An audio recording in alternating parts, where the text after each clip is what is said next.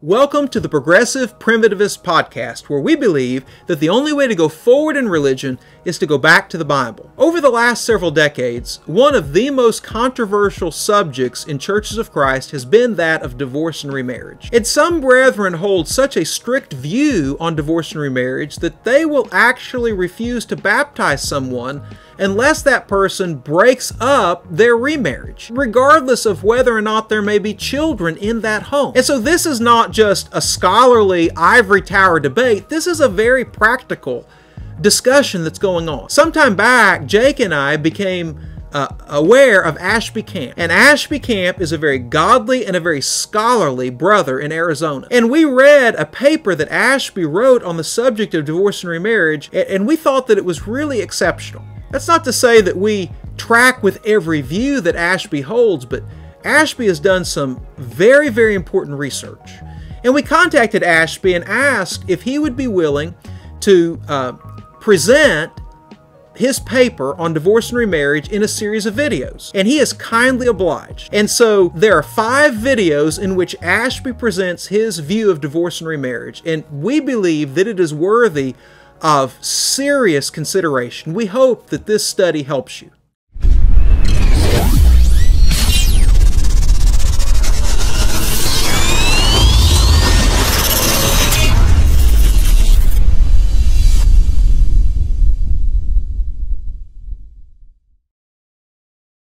This is lesson 3 in the series, Another Look at Divorce and Remarriage.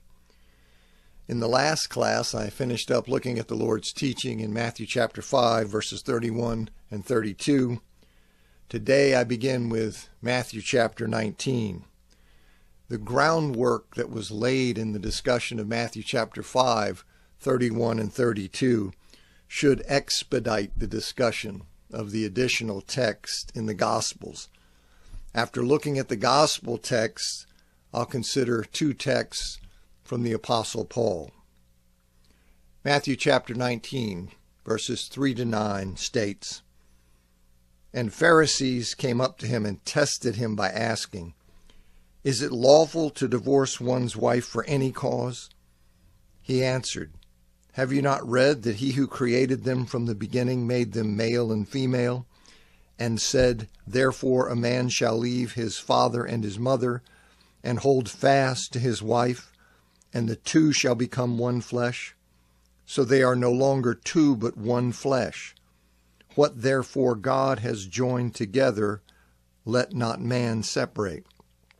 They said to him, 'Why then did Moses command one to give a certificate of divorce and to send her away?' He said to them, 'Because of your hardness of heart, Moses allowed you to divorce your wives, but from the beginning it was not so. And I say to you, whoever divorces his wife except for sexual immorality and marries another commits adultery.'"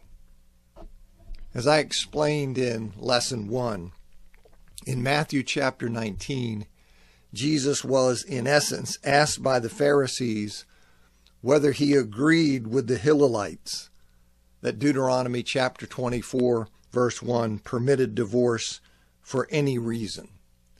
And they did so to test him, meaning they asked the question to elicit an answer that they hoped would be detrimental to him, as when the Pharisee in Matthew chapter 22 verses 34 to 36 tested Jesus by asking him which is the great commandment in the law.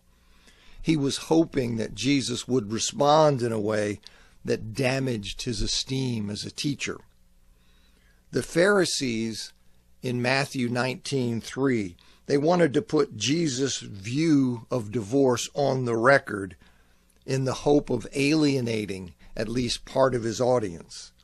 When Jesus makes clear that God intended from the beginning for marriage to be permanent, as you see in verses 4 through 6 and verse 8, they think they've caught him contradicting Scripture, and thus challenge him with, why then did Moses command to give a certificate of divorce and thus to divorce her?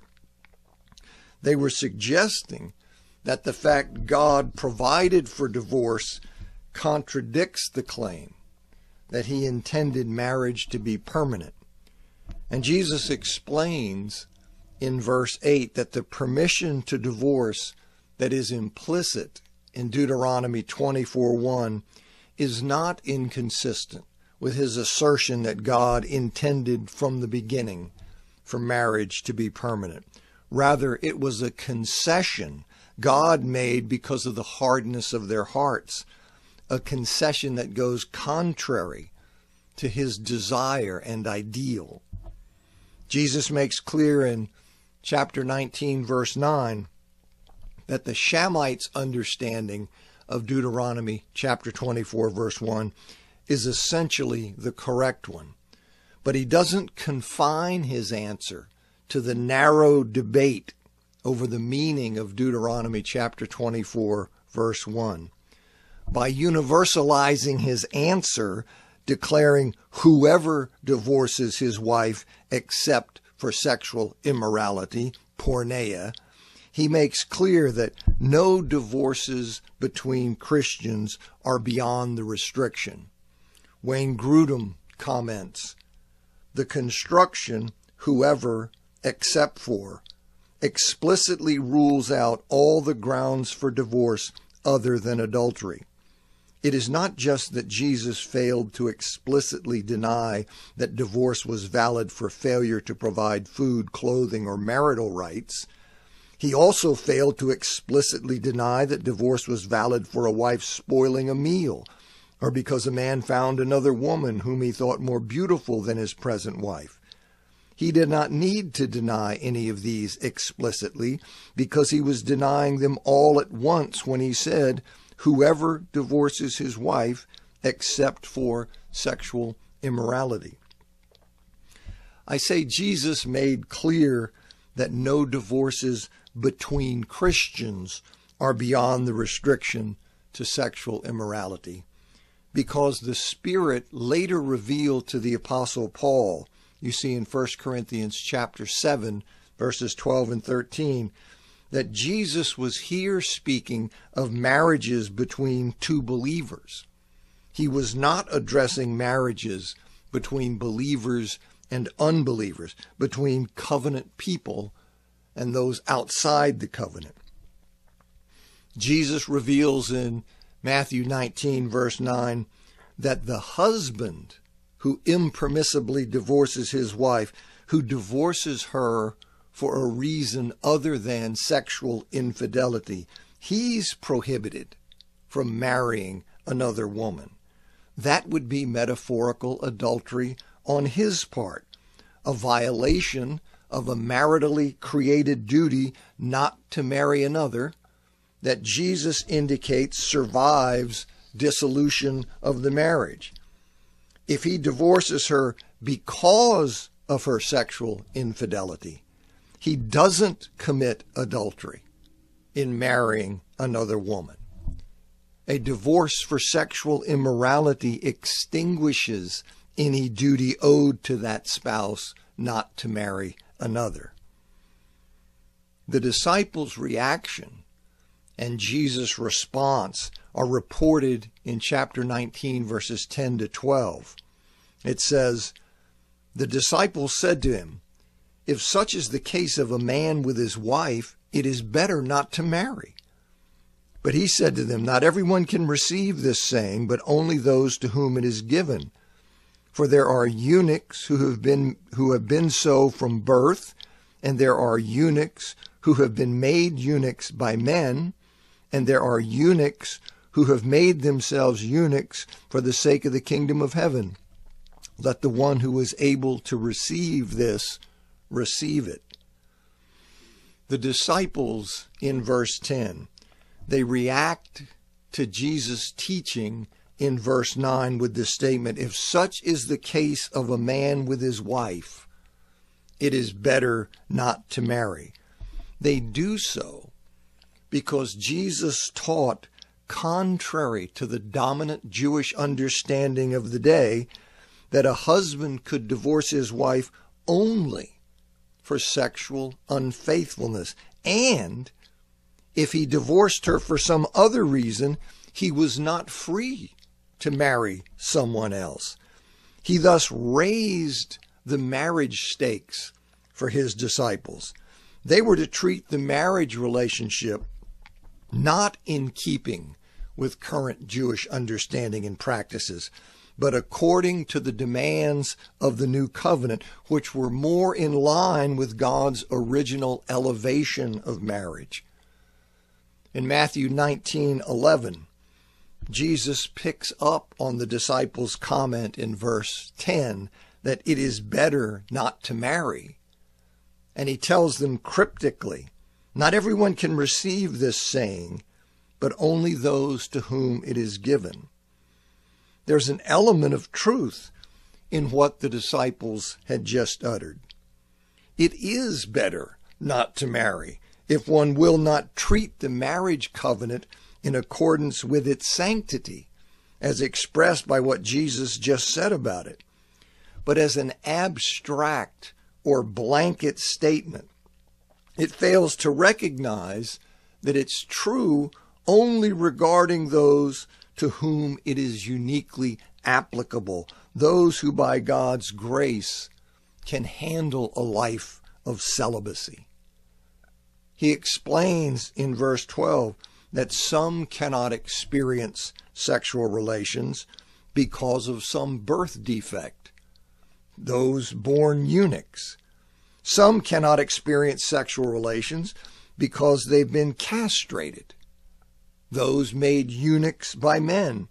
And some cannot experience sexual relations because they've chosen not to marry to devote themselves to ministry, those made eunuchs for the sake of the kingdom of heaven.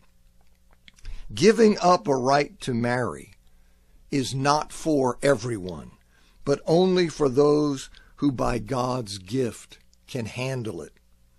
You recall Paul's remark in 1 Corinthians chapter 7, verse 7, where he wished that all people had his gift of freedom from the need for sexual fulfillment that made it possible for him to live unmarried. So before they casually write off marriage as something Jesus' teaching makes too difficult, they must judge whether they are among those who can live without it. I think that's what the Lord is telling them. Mark chapter 10, verses 2 to 12 states, "And Pharisees came up, and in order to test him asked, 'Is it lawful for a man to divorce his wife?' He answered them, 'What did Moses command you?' They said, 'Moses allowed a man to write a certificate of divorce and to send her away.' And Jesus said to them, 'Because of your hardness of heart he wrote you this commandment.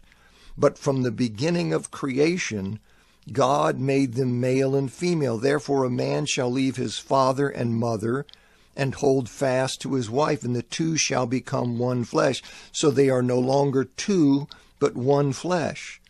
What therefore God has joined together, let not man separate.' And in the house, the disciples asked him again about this matter. And he said to them, 'Whoever divorces his wife and marries another commits adultery against her. And if she divorces her husband and marries another, she commits adultery.'" Now, Mark does not report that Jesus told the Pharisees whoever divorces his wife except for sexual immorality and marries another commits adultery. But he transmits the teaching in Jesus' subsequent instruction of the disciples. After Jesus' exchange with the Pharisees, the disciples ask him about the subject again in private. And in the course of that discussion, Jesus repeated for them what Matthew reveals he had said to the Pharisees. "Whoever divorces his wife and marries another commits adultery against her. And if she divorces her husband and marries another, she commits adultery." Now, Mark omits the Matthean exception of divorce for sexual infidelity, perhaps because the exceptional nature of that offense as an assault on the marital union was universally understood, and therefore didn't need to be mentioned. In other words, it went without saying.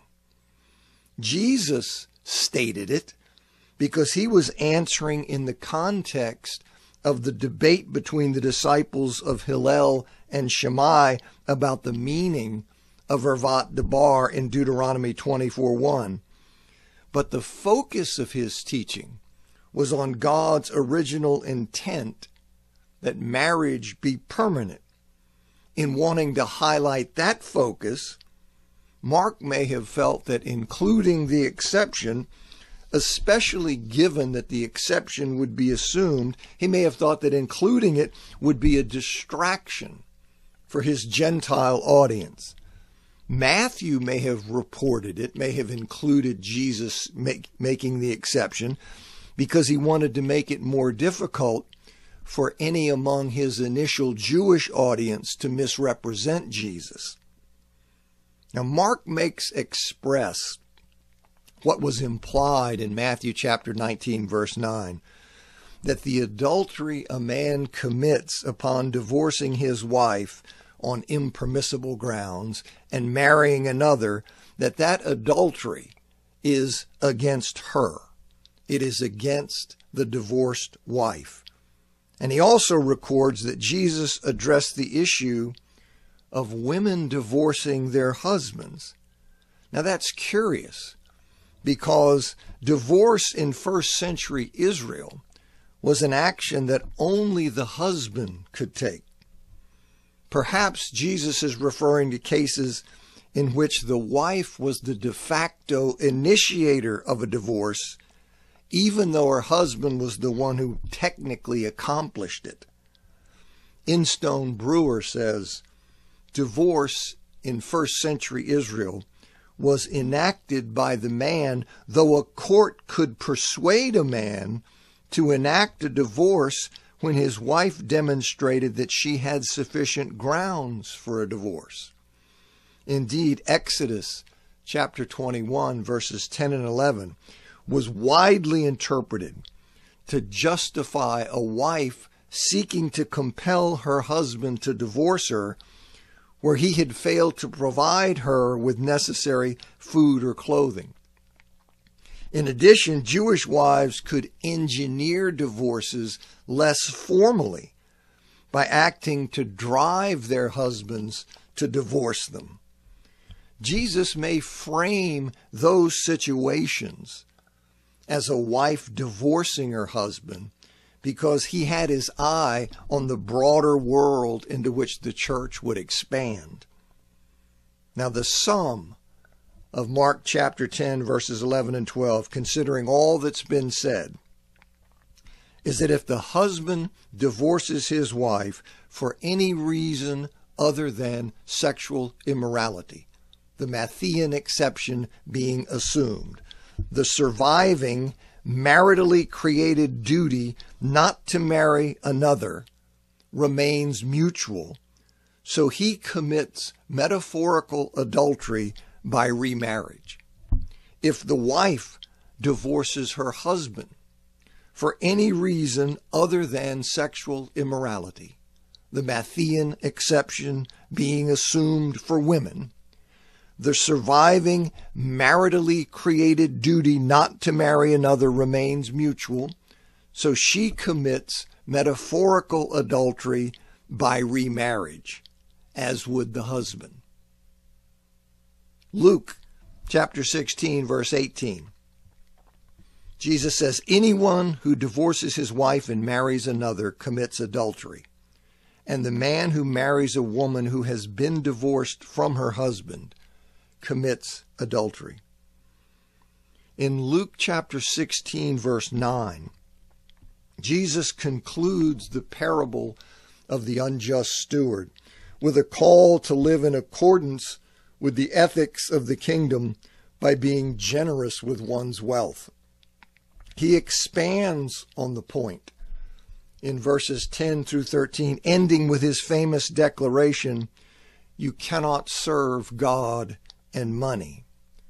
The Pharisees, who were lovers of money, we see in verse 14, ridiculed him for this teaching. And Jesus told them in verse 15 that though they justify themselves before men, twist the scriptures to make their greed seem acceptable. An example being in Matthew chapter 15, verses 3 to 6. Though they do that, God knows their hearts. The reason they must justify themselves before men, the reason they must force the scriptures into line with their greed is because the two don't fit together naturally. Indeed, the two are opposed to one another. The riches that are exalted among men are an idolatrous abomination in the sight of God. In Luke 16, verses 16 and 17, Jesus notes that his ministry, which was launched by the ministry of John the Baptist, his ministry is a turning point in salvation history, the dawning of the kingdom of God. But the introduction of that kingdom does not void or repudiate the law. Rather, it brings the law's ethical requirements to full expression. The loose divorce standards of the dominant Hillelite school, which serve the interests of greed by allowing husbands to dismiss their wives for any reason to marry women of greater wealth and standing. Those were contrary to the purpose and intent of the law as expressed by Jesus, the fulfiller of that law. Anyone who divorces his wife and marries another commits adultery, and the man who marries a woman who has been divorced from her husband commits adultery. As in Matthew 19:9 and Mark chapter 10, verse 11, if the husband divorces his wife for any reason other than sexual infidelity, the Matthean exception being assumed, the surviving maritally created duty not to marry another remains mutual, so he commits metaphorical adultery by remarriage. As in Matthew 5:32b, a man who marries a woman who has been divorced by her husband, as distinct from her having divorced her husband. A man who marries a woman who has been divorced by her husband is party to her breach of her continuing duty not to marry another, so he too is guilty of metaphorical adultery. The Matthean exception is not mentioned, presumably for the same reason it was not mentioned in Mark's account. Now I want to look at some texts from the Apostle Paul. For this class, I'll just look at two. We have some more to go there. But the first is Romans chapter 7, verses 1 to 4, which reads, "Or do you not know, brothers, for I speak to those who know the law, that the law exercises lordship over a person for as long a time as he lives. For the married woman has been bound to her living husband by the law, but if the husband should die, she has been released from the law of the husband. Now therefore, while the husband is living, she will be called an adulteress if she comes to belong to another man. But if the husband should die, she is free from the law, so that she is not an adulteress after coming to belong to another man. So, my brothers, you also were put to death to the law through the body of Christ, so that you might come to belong to another, to the one who was raised from the dead, so that we might bear fruit to God." Paul said in Romans chapter 6, verse 14, that Christians are not under the law. And then he immediately, in verses 15 through 23, explained that this fact does not lead to sin. He now elaborates on the assertion that Christians are not under the law.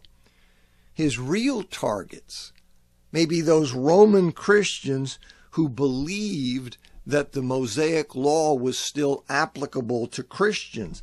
And though the Roman Christians generally, they would have been familiar with the Mosaic law, those urging its ongoing applicability, they would have been especially identified with the Mosaic law. They would have been considered and would have considered themselves the most knowledgeable about that law.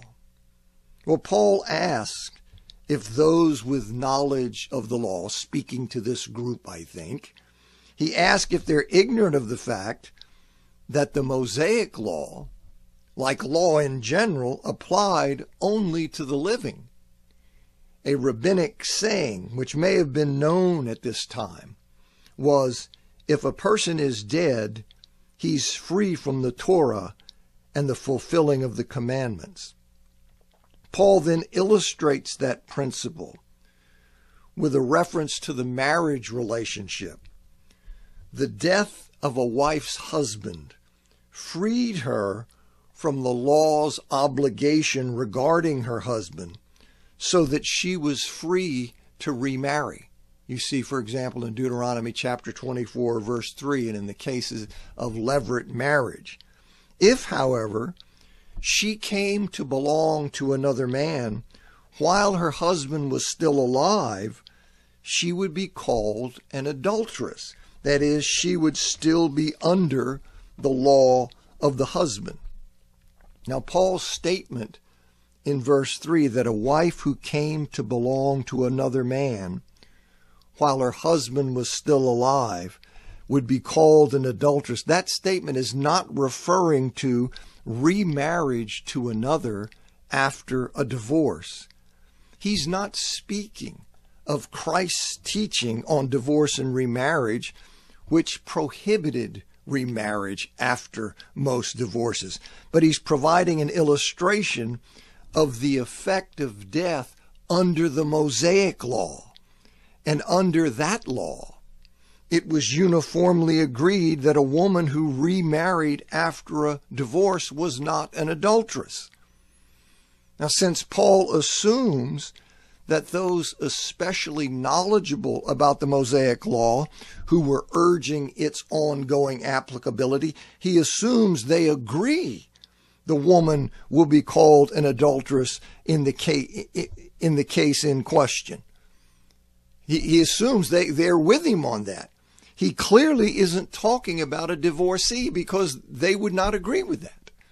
You see? Rather, he's simply saying that a woman who joins with another man while she's still married to a living husband is an adulteress, whereas the same conduct would not warrant that label if her husband had died. That's his point. Douglas Moo, in his commentary on Romans, he explains it this way. These verses are sometimes cited to prove that remarriage on any basis other than the death of one's spouse is adulterous. Whether this is the biblical teaching or not, these verses at any rate are probably not relevant to the issue. Paul is not teaching about remarriage, but citing a simple example to prove a point. In such a situation, one often generalizes to what is usually true in order to simplify the analogy.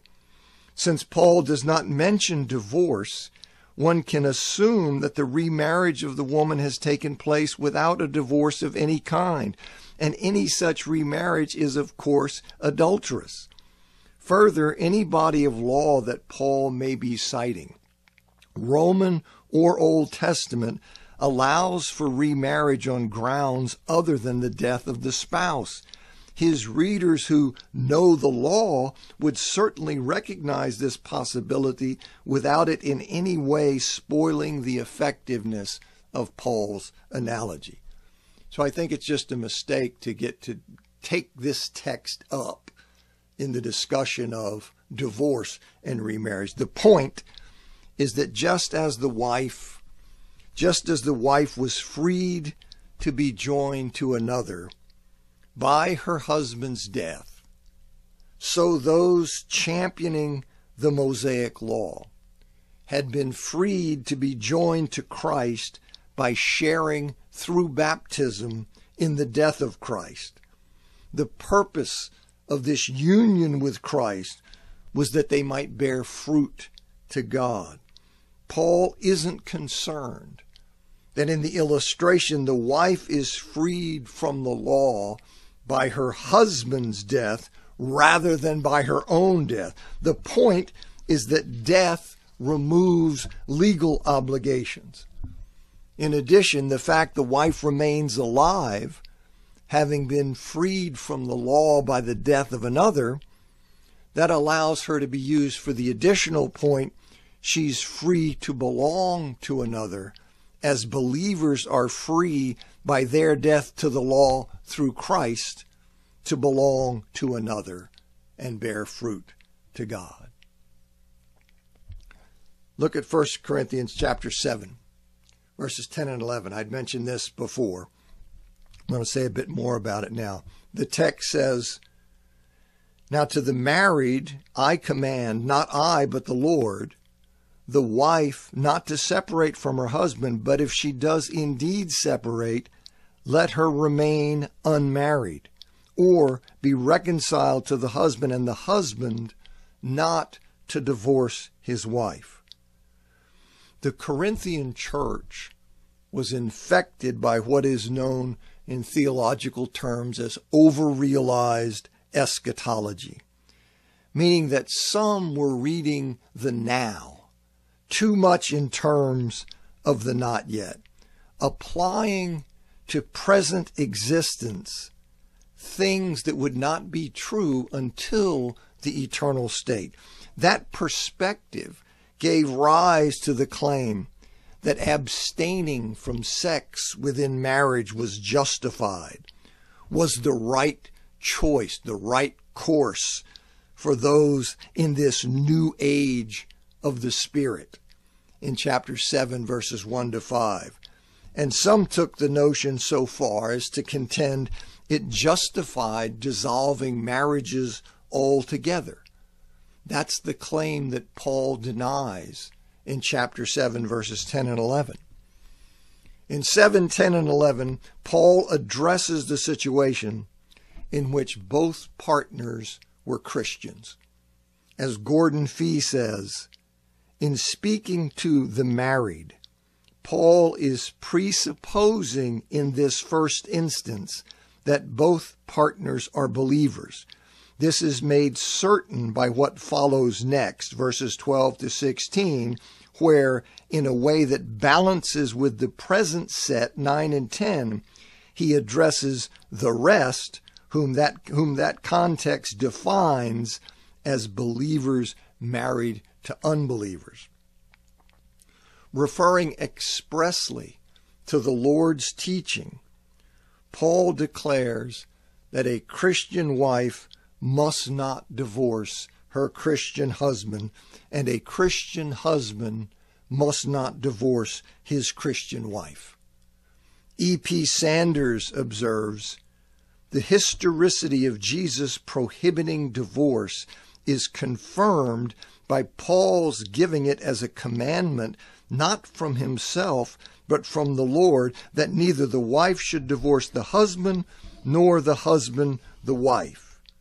Now, Paul does not mention the exception for divorces for sexual immorality because it wasn't relevant to the divorce issue he was addressing in Corinth, which involved the propriety of divorce on spiritual or ascetic grounds.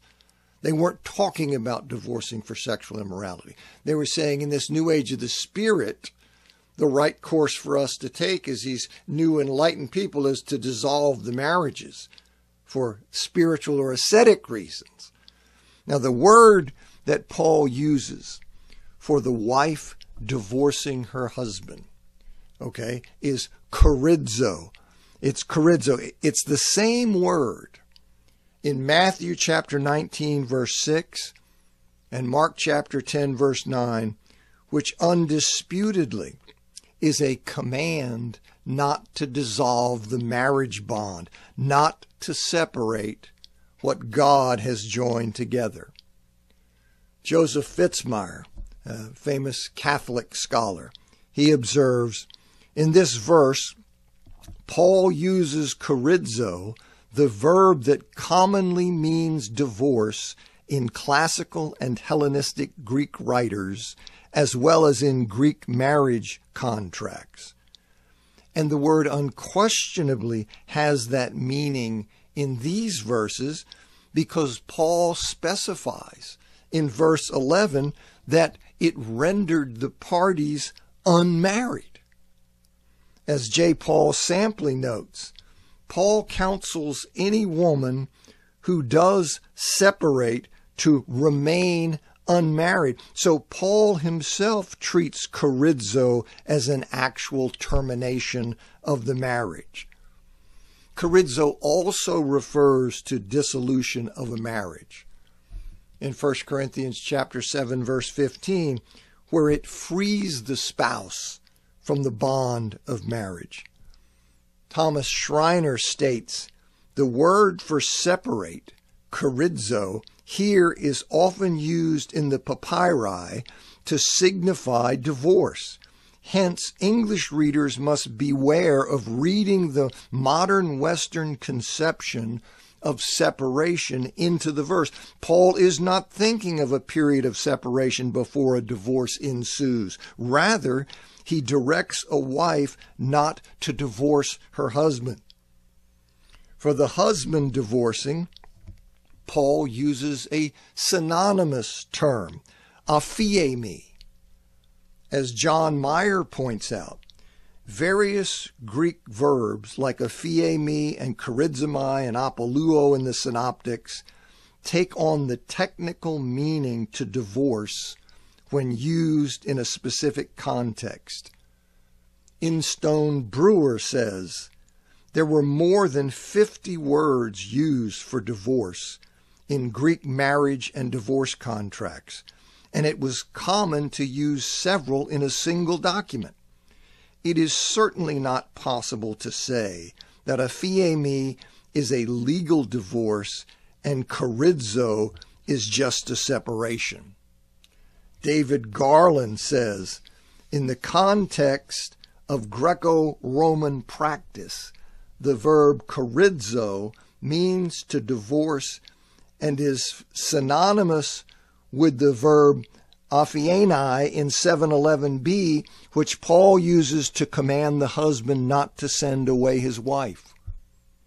William Loader remarks, the two verbs should not be differentiated, as if one refers to separation and the other to formal divorce.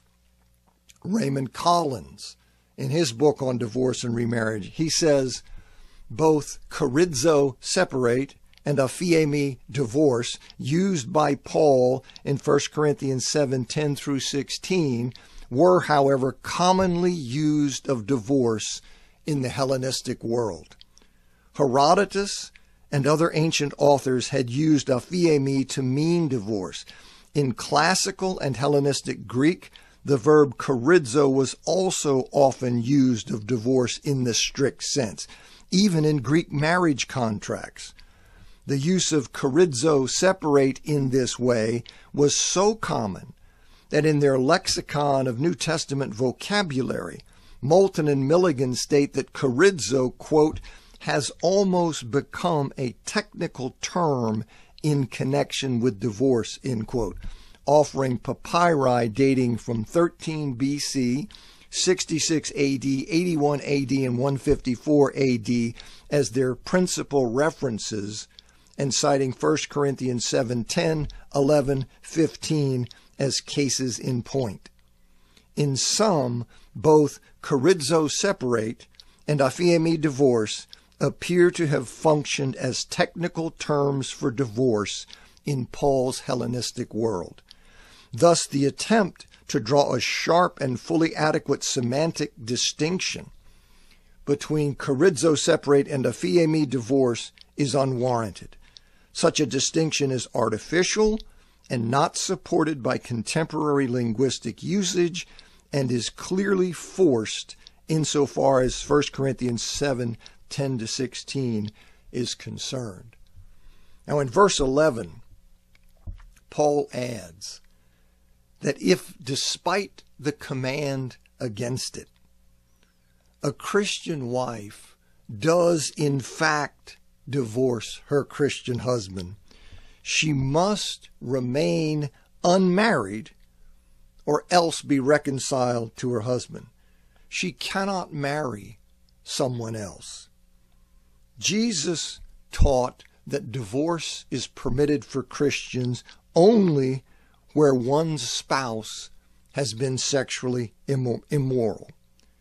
And since the Christian wife under discussion here has divorced wrongfully, meaning divorced for some reason other than her husband's sexual immorality, she has divorced for some spiritual or ascetic notion, she is, according to the Lord's teaching, not free to remarry. That's why Paul says her choices are to remain unmarried or to reconcile with the husband she had impermissibly divorced.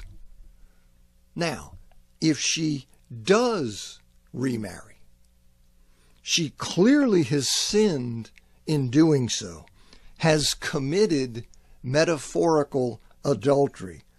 But what is the status of that second marriage given her divorce? Now, Paul doesn't address this directly.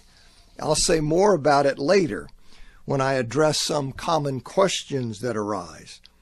But here, as a spoiler, let me just say that it seems to me that the second marriage is in fact an actual marriage, a genuine marriage, despite being wrongful, as the marriages in Ezra chapters 9 and 10 were actual marriages, despite being wrongful, despite having been entered into contrary to the will of God. See, so just as the woman's impermissible, her wrongful divorce, just as that was effective to sever the marriage bond, to render her unmarried, despite the fact it was contrary to God's will, so her wrongful marriage, I think, creates a marriage bond, despite being contrary to the Lord's will. I'll have more to say about that. So that's the end of this lesson. Don't know when I'll get to the next one, but thanks for hanging in. Thank you for watching this video. If you like this content and if you want to see more of it, please leave a like on the video and be sure to leave a comment underneath telling us what you thought about the video. And please subscribe to our channel for more content like this. Alright, I hope everyone has a great day.